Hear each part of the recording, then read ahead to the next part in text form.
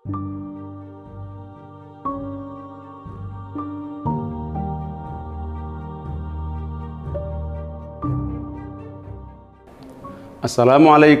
warahmatullahi wabarakatuh. Alhamdulillahilladzi bini'matihi tatimmus shalihat, wassalatu wassalamu ala sayyidis sadat wa ala alihi wa ashabihi ahlil fadail wal karamat. Anak-anakku yang soleh dan solehah, apa kabar kalian pagi hari ini?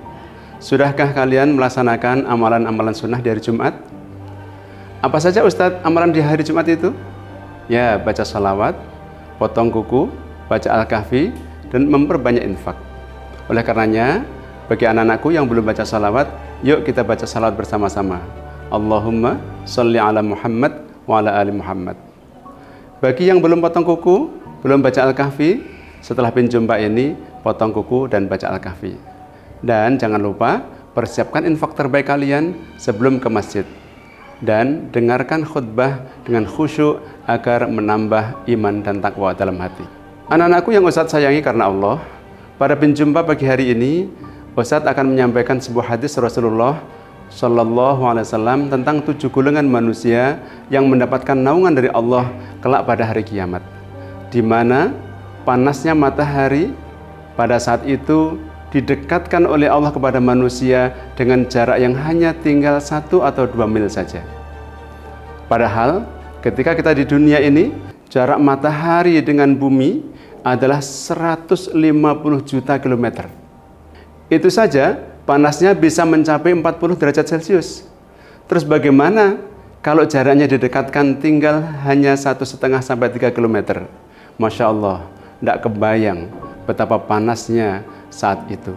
Rasulullah SAW bersabda, ada 7 golongan yang dinaungi oleh Allah pada hari kiamat. Pada saat tiada naungan kecuali naungannya. Yang mendapatkan naungan pertama adalah pemimpin yang adil. Anak-anakku semua kita adalah pemimpin. Baik pemimpin lingkup kecil, seperti memimpin diri sendiri, memimpin teman-teman di kelas, pemimpin dalam rumah tangga, sampai pemimpin lingkup besar, seperti wali kota, gubernur, bahkan presiden. Insya Allah, di antara kalian ke depan akan ada yang menjadi seorang pemimpin negeri ini. Ustadz berpesan, jadilah pemimpin yang adil. Insya Allah, kalian selamat dunia dan akhirat. Yang mendapatkan naungan yang kedua adalah pemuda yang senantiasa taat kepada Allah. Anak-anakku, masa muda adalah masa yang sangat indah. Masa kalian belajar bersama, masa bermain bersama, masa memiliki fisik yang kuat dan juga tampilan yang mempesona.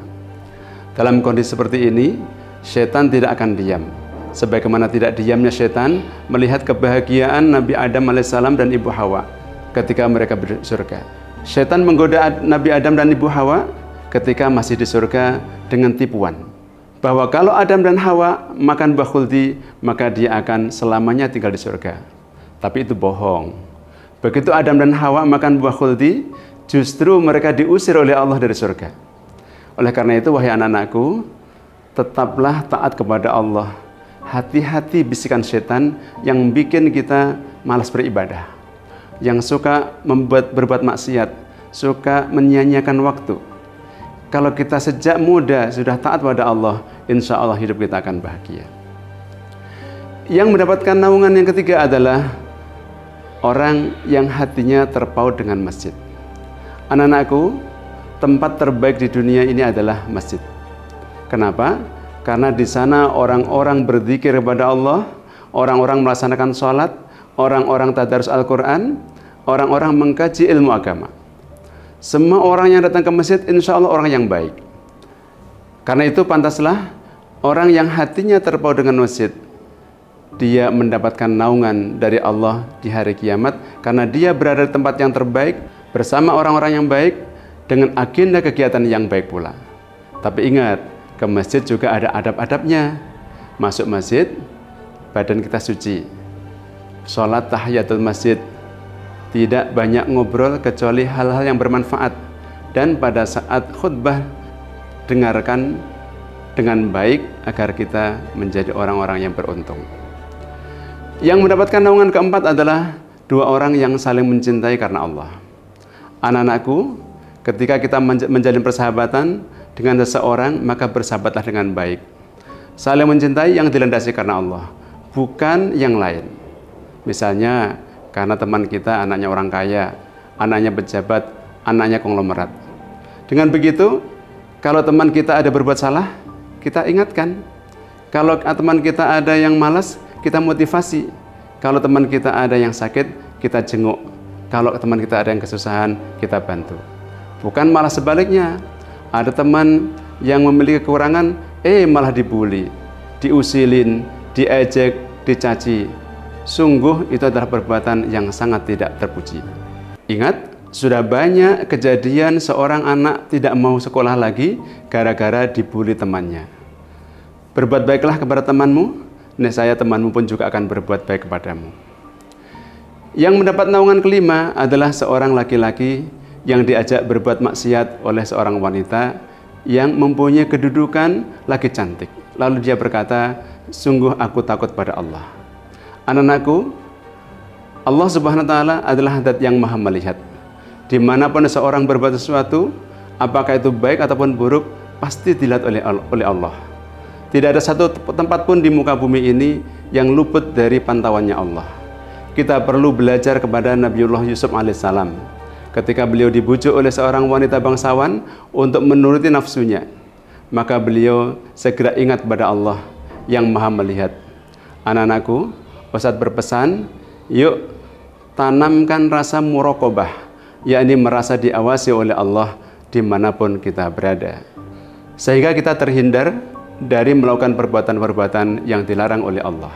Yang mendapatkan naungan keenam adalah seorang yang bersedekah dengan satu sedekah, lalu ia menyembunyikannya sehingga tangan kirinya tidak tahu apa yang disedekahkan oleh tangan kanannya. Anak-anakku, ketika kita hendak bersedekah atau berbuat apa saja, hendaknya kita lakukan dengan ikhlas. Tidak berharap balasan dari orang yang kita sedekahi. Bahkan tidak perlu juga berharap ucapan terima kasih. Maka insya Allah, kalau itu yang sudah tertanam dalam hati kita, maka hidup kita akan tenang. Pahala tidak berkurang, dan di akhirat kita mendapatkan naungan dari Allah Subhanahu wa Ta'ala. Yang mendapat naungan ketujuh adalah seorang yang berzikir kepada Allah dalam keadaan sendirian, lalu meneteskan air matanya. Anak-anakku, semua manusia pasti pernah berbuat salah. Dan sebaik-baik orang berbuat salah adalah orang yang mau bertaubat, yakni dengan menyesali perbuatan dosa yang pernah dilakukannya, berjanji tidak akan mengulanginya, dan kembali ke jalan yang benar. Taubat yang dilandasi benar-benar karena Allah, insya Allah air matanya akan menetes. Dia sadar bahwa tanpa kasih sayang Allah dan rahmat Allah, maka dia bukan siapa-siapa. Tanpa kasih sayang Allah dan rahmatnya Allah, mungkin dia sudah menjadi manusia hina. Karena itu, tetaplah memohon kepada Allah akan ampunannya, rahmatnya, ridhonya, dan surganya, serta berlindung pada Allah dari murkanya dan nerakanya. Allahumma inni as'aluka ridhoka wal jannah wa na'udzubika min sakhatika wan nar. Anak-anakku yang Ustadz cintai karena Allah, demikian pesan indah Jumat pagi hari ini. Semoga kita dapat mengambil hikmahnya, dan semoga kita termasuk dalam kelompok 7 orang yang mendapatkan naungan dari Allah di hari kiamat nanti. Anak-anakku, izinkan Ustadz menutup dengan sebuah pantun. Mentari senja mulai tenggelam, hujan turun mulai terjatuh. Kami tutupin jumpa dengan salam. Wassalamualaikum warahmatullahi wabarakatuh.